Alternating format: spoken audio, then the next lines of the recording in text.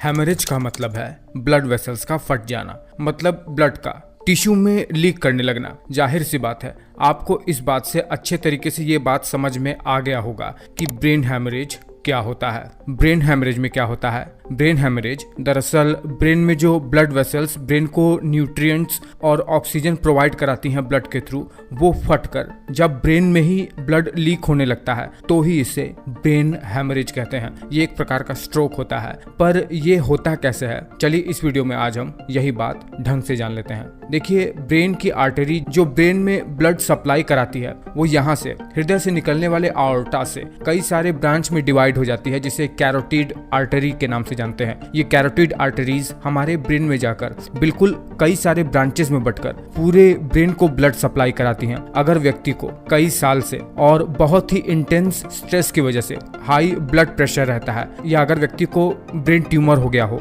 या अगर किसी भी प्रकार से व्यक्ति के सिर पर कोई चोट लग गई हो, तो इन सब कारणों से क्या होता है कि ब्रेन की ब्लड वेसल्स फट सकती है। मतलब ये कारण हो सकते हैं ब्रेन में ब्रेन हेमरेज के। और इससे क्या होता है, इससे ब्लड ब्रेन के अंदर ही लीक करने लगता है, ब्लड ब्रेन के अंदर ही एक्यूमुलेट होने लगता है। रिजल्टेंट ब्रेन की टिश्यू को डैमेज पहुंचना शुरू हो जाता है, क्योंकि इससे ब्रेन को ऑक्सीजन नहीं मिल पाती है। ये जो ब्रेन है इसके ऊपर एक पतली सी मेम्ब्रेन की लेयर चढ़ी रहती है, जिसे मेनिंजेस कहते हैं। ये परत भी 3 लेयर से मिलकर बनी हुई होती है। इसके जो बीच वाली लेयर होती है, जिसे एरेकेनॉइड लेयर कहते हैं, उस लेयर में बहुत सारी ब्लड वेसल्स बिछी रहती हैं। क्या होता है कि जब इस मेनिंजेस वाले लेयर के बीच में ब्लड वेसल्स फट जाती है, हाई ब्लड प्रेशर की वजह से, किसी भी प्रकार के चोट या ट्यूमर के कारण से, या कुछ ब्लीडिंग डिसऑर्डर्स की वजह से, तो इस प्रकार के ब्रेन हेमोरेज को सब एरेकेनॉइड हेमोरेज के नाम से जानते हैं। जब ब्लड वेसल्स यहाँ पर फट जाती है तब इस लेयर और ब्रेन के बीच में ब्लड एक्यूमुलेट होने लगता है,